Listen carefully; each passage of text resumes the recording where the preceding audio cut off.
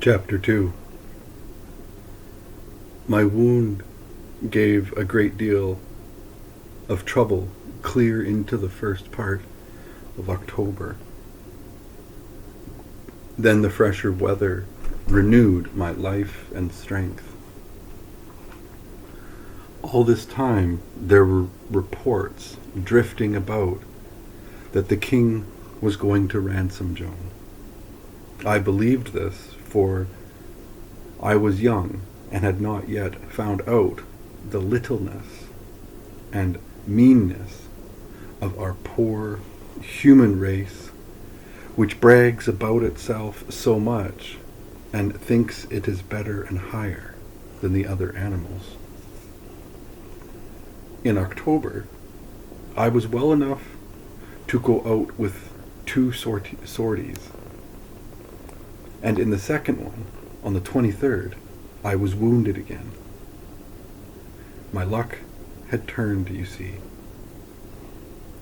On the night of the 25th, the besiegers decamped, and in the disorder and confusion, one of the prisoners escaped and got safe into Campagne, and hobbled into my room as pallid and pathetic an object as you would wish to see.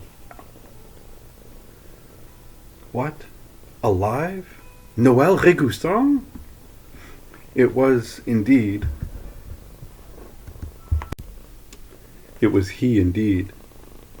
It was a most joyful meeting that you will easily know, and also as sad as it was joyful.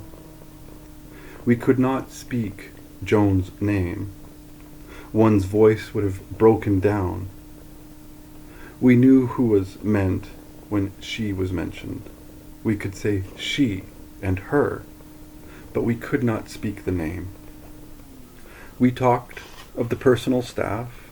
Old Dolan, wounded as a prisoner, was still with Joan and serving her.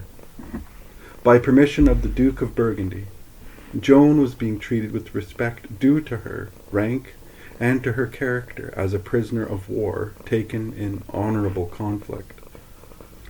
And this was continued, as we later learned, until she fell into the hands of that bastard of Satan, Pierre Cauchon, Bishop of Beauvais.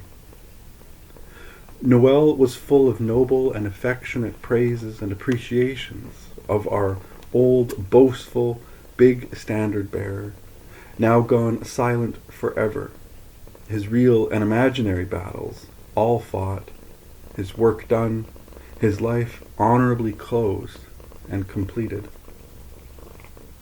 "And think of his luck," burst out Noël with his eyes full of tears.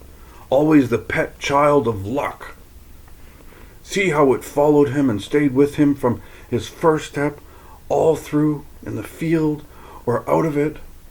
Always a splendid figure in the public eye, courted and envied everywhere, always having a chance to do fine things and always doing them.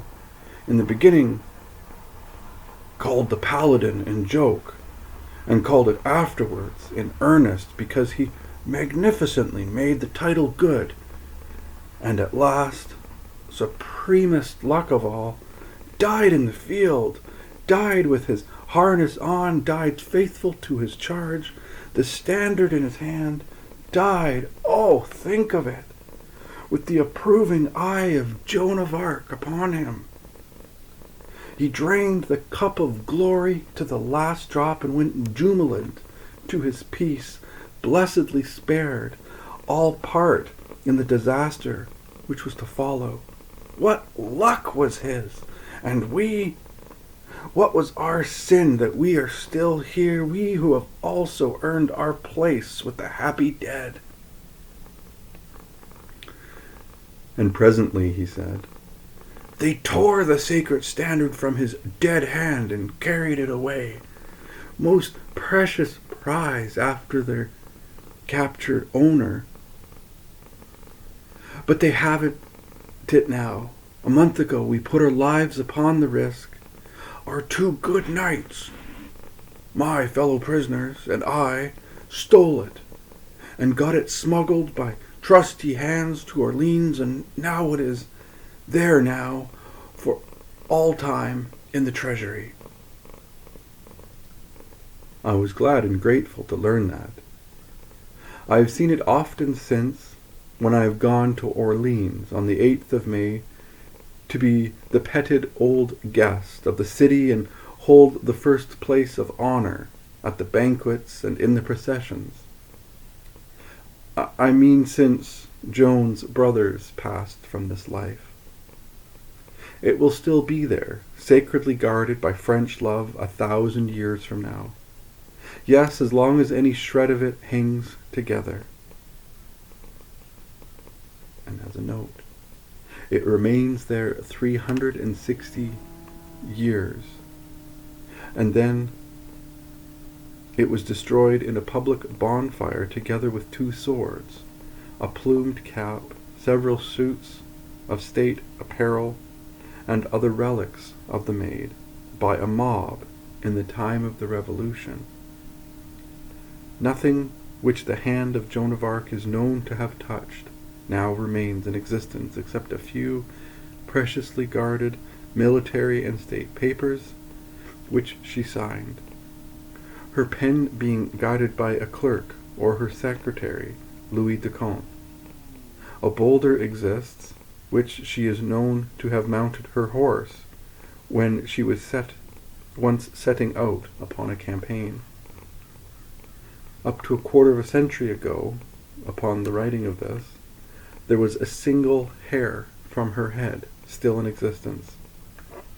It was drawn through the wax of a seal attached to the parchment of a state document. It was surreptitiously snipped out, seal and all, by some vandal relic hunter and carried off. Doubtless it still exists, but only the thief knows where. A note from the translator. 2 or 3 weeks after this talk came the tremendous news like a thunderclap, and we were aghast. Joan of Arc sold to the English. To the English! Not for a moment had we ever dreamed of such a thing. We were young, you see, and did not know the human race, as I have said before. We had been so proud of our country, so sure of her nobleness, her magnanimity, her gratitude. We had expected little of the king, but of France we had expected everything. Everybody knew that in various towns patriot priests had been marching in procession, urging the people to sacrifice money, property, everything. That the money would be raised, we had not thought of doubting. But it was all over now. All over. It was a bitter time for us. The heavens seemed hung with black. All cheer went out from our hearts. Was this comrade here at my bedside really Noël Régoussin, that light-hearted creature whose whole life was but one long joke, and who used up more breath and laughter than in keeping his body alive? No, that Noël I was to see no more. This one's heart was broken. He moved grieving about and absently like one in a dream. The stream of his laughter was dried at its source. Well, that was best. It was my own mood. We were company for each other. He nursed me patiently through the dull long weeks, and at last, in January, I was strong enough to go about again. Then he said, "Shall we go now?" Yes. There was no need to explain. Our hearts were in Rouen. We would carry our bodies there. All that we cared for in this life was shut up in that fortress. We could not help her, but it would be some solace to us to hear her, to breathe the air she breathed, and look daily upon the stone walls that hid her. What if we should be made prisoners there? Well, We could do our best and let luck and fate decide what should happen. And so we started. We could not realize the change which had come upon the country. We seemed able to choose our own route and go wherever we pleased, unchallenged and unmolested. When Joan of Arc was in the field, there was a sort of panic of fear everywhere. But now that she was out of the way, fear had vanished. Nobody was troubled about you or afraid of you. Nobody was curious about you or your business. Everybody was indifferent.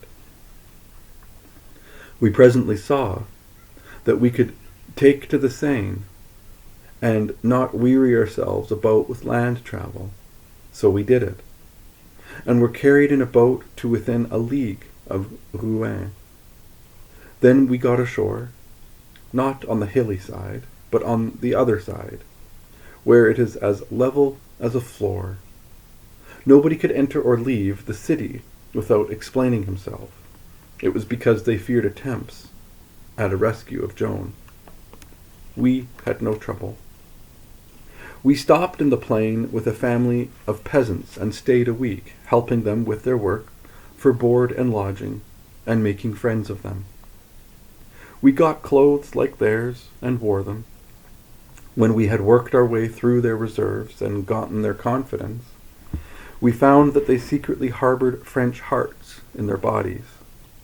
Then we came out frankly and told them everything and found them ready to do anything they could to help us. Our plan was soon made and was quite simple. It was to help them drive a flock of sheep to the market of the city. One morning, early, we made the venture in a melancholy drizzle of rain, and we passed through the frowning gates unmolested. Our friends had friends living over a humble wine shop in a quaint and tall building situated in one of the narrow lanes that run down from the cathedral to the river, and with these they bestowed us. And the next day they smuggled our own proper clothing and other belongings to us. The family that lodged us, the Pierrons, were French in sympathy, and we needed to have no secrets from them. End of chapter 2.